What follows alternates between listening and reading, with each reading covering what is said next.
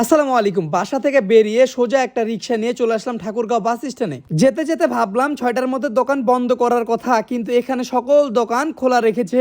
যাক, তারপরে সুখ নদীতে এসে সুখ অনুভব করে চলে যাচ্ছিলাম ঠাকুরগাঁও রোডে মেলা দেখতে। যেতে যেতে মনে পড়লো ঠাকুরগাঁওর মানুষের কালকে থেকে ভোগান্তি শেষ হবে, কারণ কালকে থেকে ফুয়েল কার্ড দিয়ে তেল দেওয়া শুরু করবে। দেখতে দেখতে চলে আসলাম ঠাকুরগাঁও রোডের সেই বাণিজ্য মেলায়। যাই হোক, তারপরে ঢুকে 2টি টিকিট কেটে নিলাম। তারপরে ভাইয়ের সাথে দেখা। ভাইয়া তুই টিকিট করছিস কেন? আমার নাম বললে তো ঢুকাই দিত। ভাইয়া টিকিট কাটে ফেলছি, এখন কিছু করার নাই। সমস্যা নাই, নেক্সট টাইম আর কাটিস না। মেলায় ঢুকে একটা ছোট বাচ্চাকে দেখতেছি এত রাতে পড়ালেখা করার বয়সে পুতুল বিক্রি করছে। এই বাচ্চাকে দেখে মনে পড়লো, ঠাকুরগাঁয় যদি এমন কেউ থাকে যে পড়ালেখা করার টাকা নাই, তাহলে আমার সাথে যোগাযোগ করবেন। ডিজে বাহারুল ডিজে বাহারুল দেখতে দেখতে দেখি আমার এক্স আমাকে তাড়া করছে। ভাই সপ্তমত্ব আছে তো নাকি? ঠিক আছে তাহলে।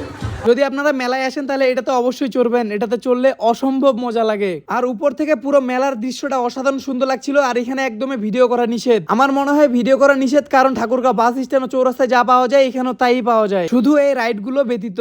জীবন আমাকে যেভাবে জ্বালাচ্ছে সেভাবে আঙ্কেলটি আলুগুলোকে জ্বালাচ্ছে। লাইটের মধ্যে নিজেকে অনেক ফর্সা লাগছে, তাই অনেকক্ষণ ভিডিও করে নিলাম। তারপরে 2 টাকার আলু 30 টাকা দিয়ে কিনে খাইলাম। আপনার সাথে মা বোন ভাই যেই থাক না কেন, এনারা যদি আপনার সাথে মেয়ে দেখে তাহলে ধরেই নেয় আপনার গার্লফ্রেন্ড। সেজন্য 20 টাকার ভাড়া পুরাপুরি 80 টাকা চায়। ইনাদের এই ব্যবহারে মেজাজটা ঠিক এভাবে ফুটছিল।